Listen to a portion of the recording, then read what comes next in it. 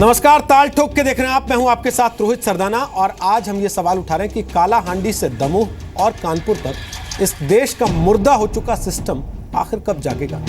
बेहद अफसोस, पीड़ा और गुस्से के साथ आज इस देश के सिस्टम को हम मुर्दा कहें, क्योंकि इसी सिस्टम में बुखार से तपते और तड़पते एक 12 साल के बेटे ने अपने पिता की गोद में दम तोड़ दिया। इसी सिस्टम में एक पति को 10 किलोमीटर तक अपनी पत्नी की लाश को कंधे पे लेकर चलना पड़ा और इसी सिस्टम में एक पति अपनी पत्नी के शव को लेकर घंटों जंगल में खड़ा रहा इस इंतजार में कि कोई आए और जिंदा ना सही उसकी मुर्दा हो चुकी पत्नी को वहां से घर तक पहुंचाने में उसकी मदद कर दे।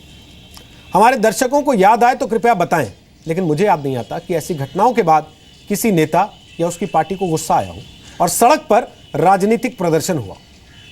नहीं याद आता कि आम आदमी की ऐसी बेबस मौत पर हमारी संसद ने कभी शोक संवेदना जताई हो, कभी किसी राजनेता ने मन की बात की हो या इस देश के तथाकथित बुद्धिजीवियों ने आम आदमी की ऐसी मौत पर आसमान को हिला देने वाला तूफान खड़ा कर दिया हो। इस देश के संविधान ने देश के हर नागरिक को गरिमा के साथ जीने का हक दिया। क्या हमारी व्यवस्था इतनी सड़ चुकी है कि वो 12 साल के एक बच्चे को इलाज नहीं दिला पाती और बदले में कानून का वो पन्ना भर दिखा देती है जिसमें मेडिकल लापरवाही के लिए धारा 304A लिख दिया जाता है।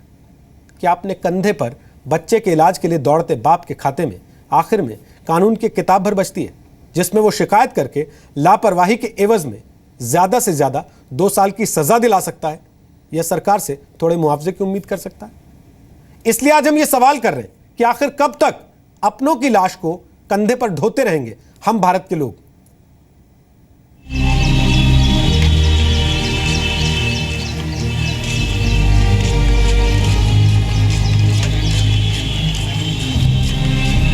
हाँ, रात को अचानक बुखार आया था। हाँ। बुखार परसों था, मैं दवाई लेके आया था कल भी। अच्छा, आज भी। क्या नाम है इसका? ये अंश शनि, तो घर का नाम है शनि है। हाँ। और स्कूल का नाम अंश। अच्छा, किस क्लास में पढ़ता था? ये ऐसे था पढ़ने में कहाँ से लेकर आए आप लोग? फजल हम बड़े के सामने।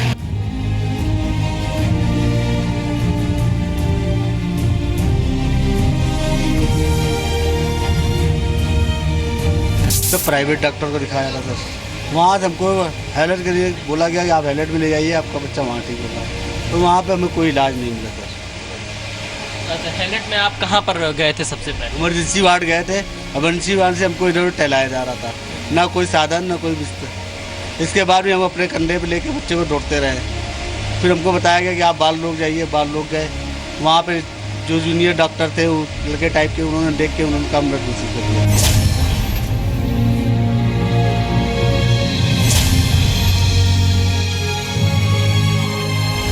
उसके बाद भाई को फ़ोन किया, भाई ने फ़ोन करके फिर वहाँ पे लेके गए एजेंसी बताया कि 20 मिनट पहले आते तो आपका बच्चा बच जाता। एक्चुअली मैं जो है फ्राइडे को छुट्टी पे था, सैटरडे संडे में छुट्टी पे था। बच्चा को लेकर के वो आया और शायद किसी ने उसको बाहर से भगा दिया या कह दिया कि पीडियाट्रिक्स जाओ, या किसी अंदर ले जाकर के कहा पीडियाट्रिक्स जाओ, क्योंकि उसमें यह है कि यहाँ पर जो हमारे डॉक्टर होते हैं वो बच्चों के इलाज के लिए प्रोफेशनल नहीं होते। ताल ठोक के आज का पहला सवाल, क्या ये कहा जा सकता है कि देश का मेडिकल सिस्टम दम तोड़ चुका है?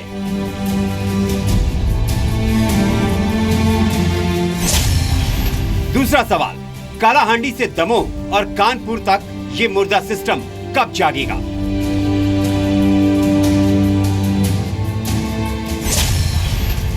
तीसरा सवाल, आखिर अपनों की लाश कब तक उठाएंगे हम भारत के लोग?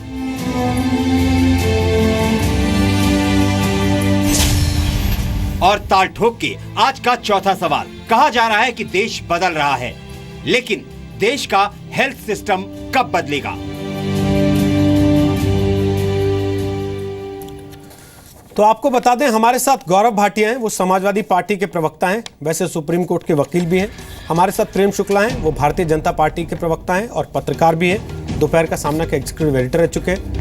राजीव त्यागी हमारे साथ हैं, वो कांग्रेस पार्टी के प्रवक्ता हैं, यूपी कांग्रेस कमेटी के महासचिव रह चुके हैं।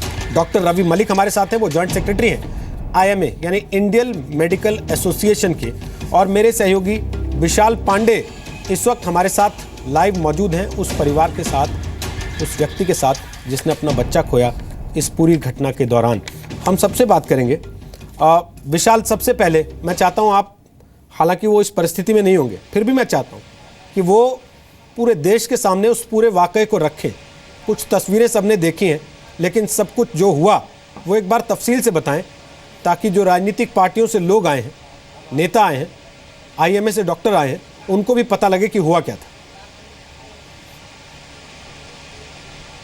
बिल्कुल रोहित जी, हम यहाँ परिवार के लोग मौजूद हैं।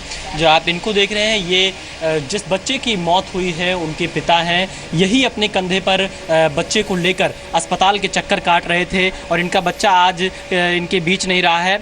पूरा देश आपको आज सुन रहा है, तमाम राजनीतिक दल के नेता इस वक्त आपको देख रहे हैं और तमाम वो नीति निर्धारक आपको सुन रहे हैं। आखिर उस वक्त क्या हुआ था सुनील जी? इतनी दुख की चीज़ है, इसको बार बार दोहराया नहीं जा सकता है, लेकिन जो नेता इस वक्त आपको सुन रहे हैं, जो नीति निर्धारक आपको सुन रहे हैं, सरकार आपको सुन रही, क्या कहेंगे आप? उस वक्त आपके साथ क्या हुआ था? उस समय क्या हुआ था साहब, इमरजेंसी वार्ड से ले गए थे, फिर से टाल मटोल किया जा रहा था। इधर जाओ, बाल रोक जाओ, इधर से दौड़ाया जा रहा था। ना कोई स्ट्रेचर का साधन था, ना कोई मरीज, कोई साधन ही नहीं था। उसे पैदल लेके हम दौड़ रहे थे। जी, आप बाल चिकित्सालय में आपको जब जाने के लिए कहा गया था, वहाँ पर कौन आपको मिला था? वही के कर्मचारी ने बोला था, जाओ अंदर, जब इमरजेंसी वार्ड में गए थे, अंदर केबिन बैठे एक व्यक्ति ने बोला कि आप इधर जाइए। उधर गए, फिर उधर गए, फिर इसके बाद लास्ट में किसी व्यक्ति ने हमसे कहा बाल रोक जाइए, बाल रोक गए। फिर बाल रोग में डॉक्टर्स ने क्या कहा? डॉक्टर तो नहीं मिले, पर वो जूनियर डॉक्टर जो एक लड़का मिला, उन्होंने कहा आपका बेटा नहीं रहा। फिर आप जब लेकर रास्ते में आ रहे थे, आपने बताया कि आपके बच्चे को एक बार बीच में सांस आई थी, आप लोग प्राइवेट अस्पताल की तरफ गए थे। इस बीच क्या हुआ था ये? इसके बाद हम यहाँ पे चौराहे पे लेके आए, तो फिर मेरे भाई ने कहा इसको कुछ अभी लग रहा है। इसके बाद रेजेंसी लेके गए। रेजेंसी में बताया गया कि आप 20 मिनट पहले आ जाते तो आपका बेटा बच जाता। बिल्कुल। इनके साथ में रोहित जी एक और इनके मित्र मौजूद थे, जो बच्चे को लगातार मोटरसाइकिल से लेकर जा रहे थे। इस बोलने की ज़्यादा स्थिति में तो नहीं है सुनील जी, उस वक्त क्या हुआ था आप थोड़ा विस्तार से बताइए, देश आपको सुन रहा है। सर, ये हैरड में लेकर गए थे, वहाँ इमरजेंसी वार्ड में घुसे। इमरजेंसी वार्ड में जैसे अंदर घुसे, इनको आगे भेजा गया कि आप राइट हैंड को जाइए। वहाँ जब गए तो उन्होंने कहा लेफ्ट हैंड जाइए। इधर ऐसे मतलब कोई संतोषजनक जवाब नहीं दिया गया। उसके बाद वहाँ आधा घंटा करीब रहा हो, आधा या पौन घंटा, जो एक्चुअल टाइम नहीं हम लोग को याद है।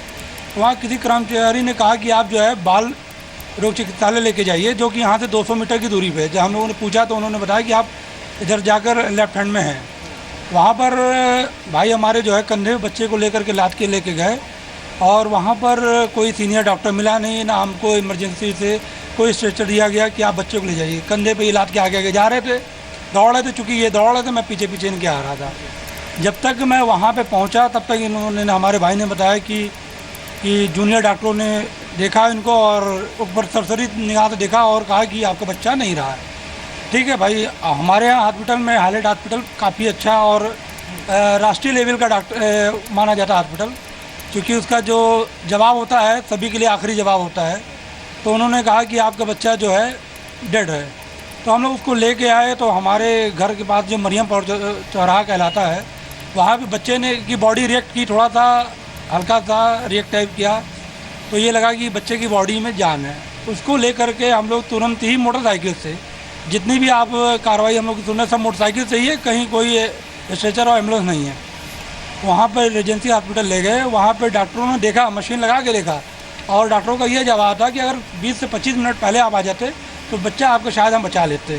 तो बिल्कुल रोहित जी, साफ तौर पे ये कहना है कि 20-25 मिनट पहले अगर आ गए होते तो आपके बच्चे को बचाया जा सकता था, ऐसा एक निजी अस्पताल ने कहा।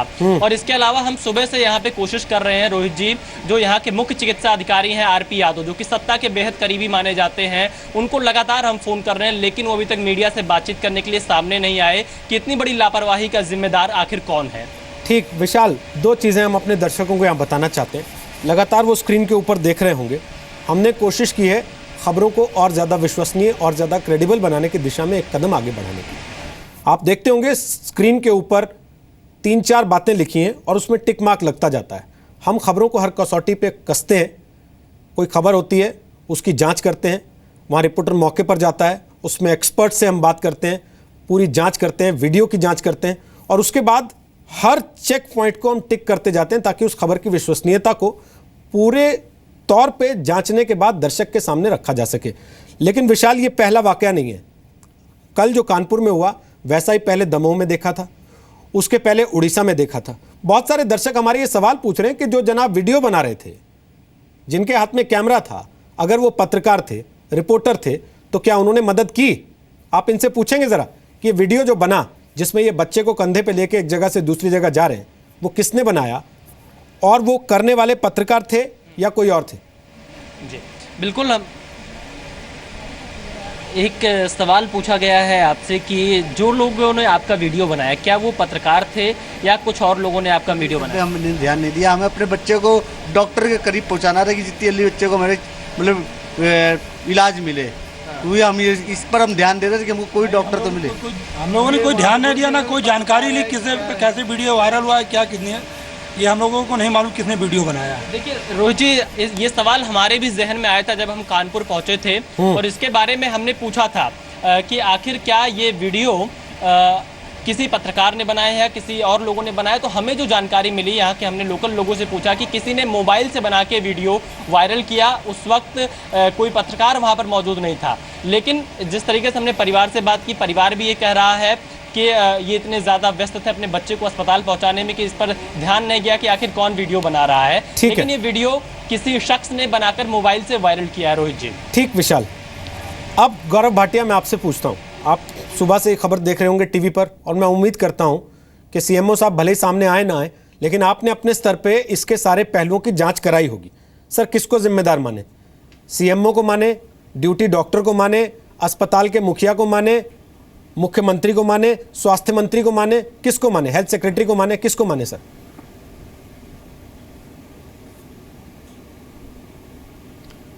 नहीं रोहित जी, आपके कार्यक्रम में आने से पहले जो है मैंने जो सूचना अवेलेबल थी वो ली थी, और ये बहुत ही दुखद घटना है क्योंकि एक बच्चे की जान चली गई। और चाहे हम जितनी भी जानें बचा लें, लेकिन अगर एक भी जान जाती है तो सबको दुख होता है।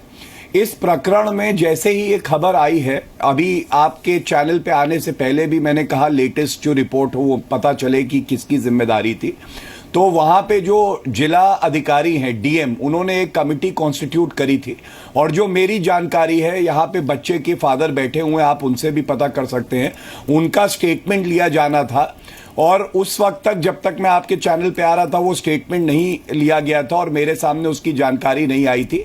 लेकिन प्रथम दृष्टया ये स्पष्ट है कि स्ट्रेचर का वहाँ पे ना होना, जिससे कि बच्चे को तुरंत एक विभाग से दूसरे अस्पताल ले जाया जा सके, एम्बुलेंस सर्विस और डॉक्टर का तुरंत उस पीड़ित बच्चे को ट्रीटमेंट देना, ये सब कमियां साफ दिखाई देती है और इस पे सख्त से सख्त कार्रवाई भी जरूर होगी। लेकिन क्योंकि ये जो इंक्वायरी है, ये जैसे ही गठित हुई उसके बाद सबके बयान लिए जा रहे थे, वो कार्य अभी पूरा नहीं हुआ था, तो उस पे मैं अभी कुछ नहीं कह पाऊंगा। लेकिन इतना आश्वासन जरूर दूंगा कि ये बेहद दुखद है और इसमें चाहे जो भी व्यक्ति क्यों ना हो, अफसर हो, जिसने अपना जो भी उसका कर्तव्य बनता है उसका पालन नहीं किया, तो उसके खिलाफ कार्रवाई जरूर होगी। राजीव त्यागी जी, खुदा ना खास्ता ये बच्चा किसी नेता का होता या इस बच्चे की जाति को लेके अब तक कोई नया एंगल ऐसा सामने आ गया होता तो वहाँ लाइन लग गई होती सर, और जांच भी एक तरीके से आधी से ज़्यादा पूरी हो जाती और एक दो सस्पेंड भी हो गए होते। लेकिन क्योंकि ये बच्चा गरीब का है, इसलिए जांच अभी लटकी हुई है और किसी चीज़ का कुछ पता नहीं है।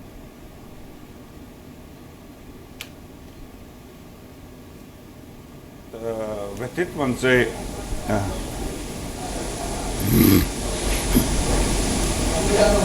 राजीव जी कुछ कह रहे हैं आप?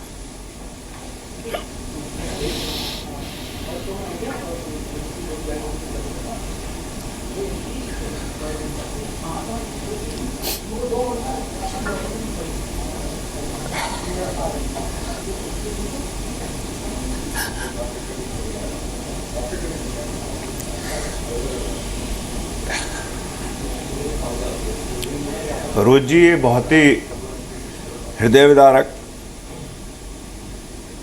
आत्मा को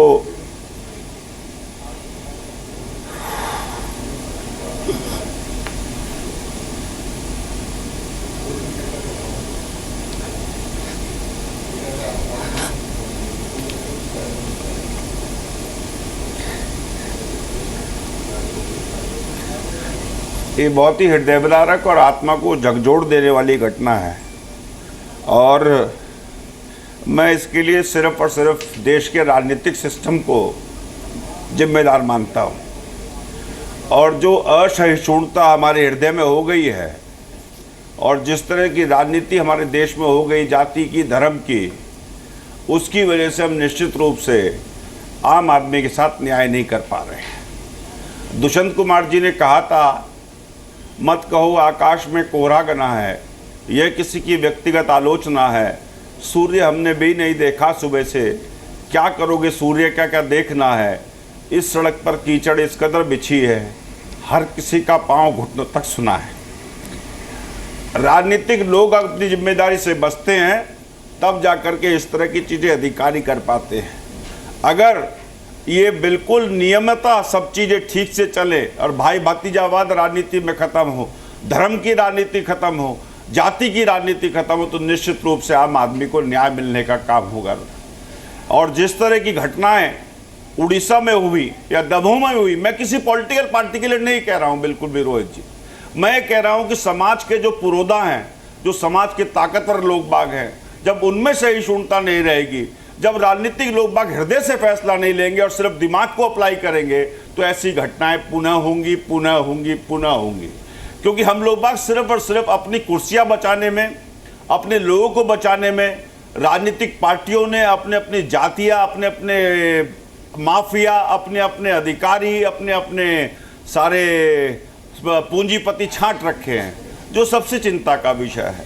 मैं इस डिबेट पे सही बताऊं, मैं आना नहीं चाहता था, क्योंकि उसका कारण ये है कि ऐसी हृदय विदारक घटनाएं कम से कम मुझ जैसे आदमी को तो बहुत पीड़ित करती हैं।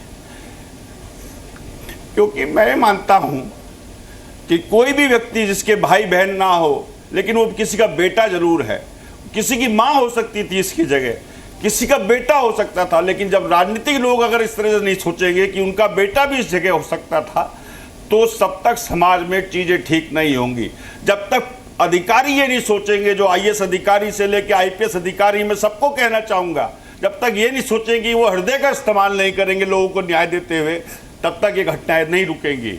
आप कितने नियम बना दीजिए, कितने कानून बना दीजिए, लेकिन जब तक आप, हम लोग बाग जितने भी समाज के पुरोधा बनते हैं, वो अपनी जिम्मेदारी का एहसास हृदय से नहीं करेंगे, तब तक निश्चित रूप से रोहित जी, हम उस समाज की रचना कर रहे हैं, हम उस भारत की रचना कर रहे हैं जिस भारत में इमोशंस खत्म हो चुके हैं, जिस भारत में ऐसी चीजें खत्म हो चुकी है कि लोग बाग ये नहीं सोचते कि उसकी जगह मेरा बेटा भी हो सकता था, उसकी जगह मेरी पत्नी भी हो सकती थी।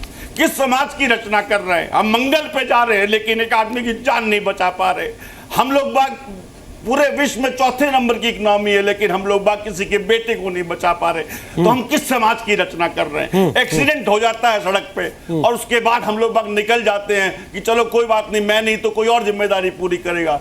कैसे हम सहिष्णु हो चुके हैं, ये सबसे चिंता का विषय है। और इसके लिए समाज के राजनीतिक लोगों से लोग करके समाज का हर व्यक्ति जिम्मेदार है। मेरी राय में हर वो व्यक्ति जो आम आदमी, वो भी जिम्मेदार है, और समाज के वो लोग बाग भी जिम्मेदार है जो लोग जाति और धर्म के हिसाब से राजनीति करते हैं। भावुक हुए, मैं आपकी भावनाओं का सम्मान करता हूं, लेकिन प्रेम शुक्ला, मैं पंचवर्षीय योजना नहीं चाहता इस पर जिम्मेदारी तय करने के लिए। हम चाहते हैं कि अगर सरकार की तरफ से एक प्रतिनिधि है जो उस राजनीतिक पार्टी के नुमाइंदे हैं, जिसकी सत्ता है, तो कम से कम वो ये बताने की स्थिति में हो तो जिम्मेदार कौन है, कार्रवाई सरकार क्या कर रही है। भले वो उसका बच्चा वापस नहीं दे पाएंगे, लेकिन कोई और अपना बच्चा नहीं खोएगा इस बात से, इस हरकत से। ऐसी स्थिति में इसकी गारंटी तो मिले कम से कम। निश्चित तौर पर समाज का संवेदना शून्य होना ये एक बड़ा संकट है, लेकिन जो लोग जिम्मेदार हैं उनके खिलाफ तत्काल कार्रवाई होनी चाहिए। अब जो है इस बच्चे के प्राण गए, घंटों बीत चुके हैं, लेकिन उसके सीएमओ जो हैं आपके प्रतिनिधि तक को नहीं मिल रहे, और जवाबदेही उनकी तय नहीं हो रही है। आदरणीय गौरव भाटिया जी जो उत्तर प्रदेश सरकार के प्रतिनिधि भी हैं और समाजवादी पार्टी के प्रवक्ता भी हैं, संभवतः वो अभी इसी बात में उलझे हुए हैं कि अभी तक जो है वो पीड़ित का बयान नहीं दर्ज हुआ है। ऐसे मामले में तो तत्काल जो है ऊपर से नीचे तक कार्रवाई होनी चाहिए। जो व्यक्ति जिम्मेदार है, एक डॉक्टर है, 30 मिनट तक जो है वो बच्चा वहाँ पड़ा रहता है, वो उठाकर अकेले लेके जाओ। उसके जो अस्पताल में अन्य कर्मचारी हैं, बहुत सारे अन्य लोग भी अस्पताल में मौजूद रहे होंगे, कोई उसकी मदद तक के लिए आगे नहीं आता है। संवेदन शून्यता की जो पराकाष्ठा है वो इस मामले में दिखाई दे रही है। और इसी तरह का मामला जो है वो बीच के दिनों में कालाहांडी में भी दिखाई दिया और दमोह में भी संवेदन शून्यता जो है अपनी पराकाष्ठा को प्राप्त है। इस तरह की संवेदन शून्यता सत्ता प्रतिष्ठान से लेकर सामान्य व्यक्ति तक पहुंच गई है। ये बहुत दुखद पक्ष है इसका। लेकिन रवि मलिक जी, अभी मैं देख रहा हूं दर्शकों की जो प्रतिक्रिया आ रही है। रोहित जी, मैं जवाब देना चाहता सर, मैं आता हूं आपके पास। मैं जरा आईएमए के रवि मलिक साहब हैं, उनसे भी एक कमेंट ले लूं। रवि मलिक जी, डॉक्टर भगवान होता है सर, इंसान के लिए तो भगवान के बाद डॉक्टर ही होता है धरती पर। और उसे लगता है कि डॉक्टर के पास आ गया, अब तो सब कुछ इन्हीं के हाथ में और ये मेरे बच्चे को बचा लेंगे। लेकिन वो डॉक्टर उनको ये कह दे कि भाई इस दरवाजे नहीं दूसरे जाओ। दूसरे दरवाजे का डॉक्टर इसलिए कह दे कि सरकारी अस्पताल है तीसरे जाओ, और तीसरे का डॉक्टर इसलिए कह दे कि चौथे जाओ, कि कोई अपनी जिम्मेदारी मानने को तैयार नहीं है उस चीज़ को। तो सर कहीं ना कहीं अकाउंटेबिलिटी तो तय करनी पड़ेगी ना हमको।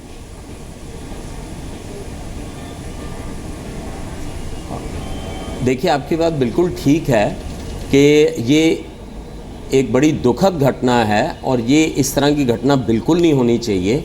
मैं आपको ये बता दूं, कानून में भी सारे प्रावधान हैं, इसकी एक गहन जांच होनी बहुत आवश्यक है।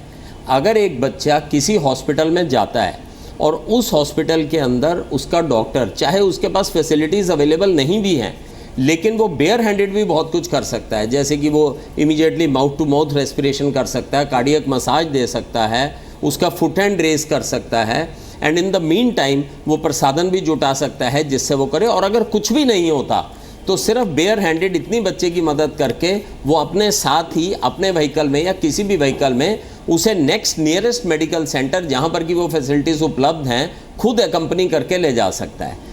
इसकी पूरी गहन जांच होनी चाहिए। अगर कोई भी मेडिकल डॉक्टरी से संबंधित या कोई मेडिकल कर्मचारी इसके अंदर दोषी पाया जाता है तो उसके खिलाफ कानूनन कार्रवाई होनी चाहिए। और कानून में कैसे प्रावधान भी काफी अच्छे और वहाँ के कर्मचारी, आप तो मेरे से बेहतर जानते होंगे, आपने मुझे यकीन है काम भी किया होगा सरकारी अस्पताल में।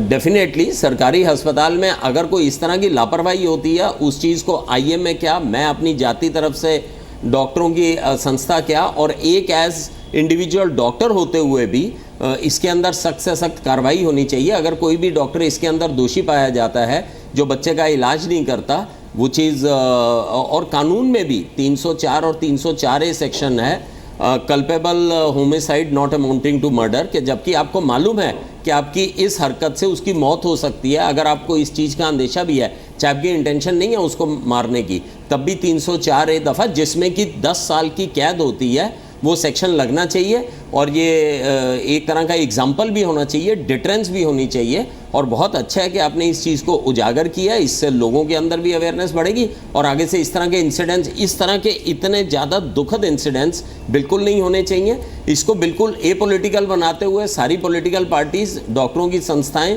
सब लोग इसके ऊपर हमें विचार भी करना चाहिए और इसका रोकथाम के लिए कदम भी उठाने चाहिए। सर, हम एक बहुत छोटा सा ब्रेक ले रहे हैं, वापस आऊँगा तो हम गौरव भाटिया के पास चलेंगे।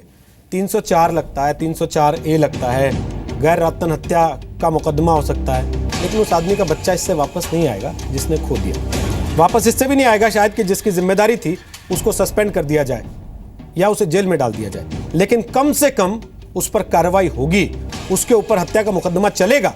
तो आगे किसी की हिम्मत नहीं पड़ेगी कि कोई दरवाजे पर इलाज के लिए खड़ा हो तो वो उसे धुतकार दे, फटकार दे, मना कर दे। क्या सरकारी अस्पताल में डॉक्टरों को तनख्वाह नहीं मिलती? क्या सरकारी अस्पताल में डॉक्टर देश के प्रति कटिबद्ध नहीं होते? अगर ऐसा नहीं है तो फिर वहां से बार बार आम आदमी को ऐसे धुतकार क्यों मिलती है? पिछले एक सप्ताह में तीसरी बार ऐसी घटना सामने क्यों आ रही है?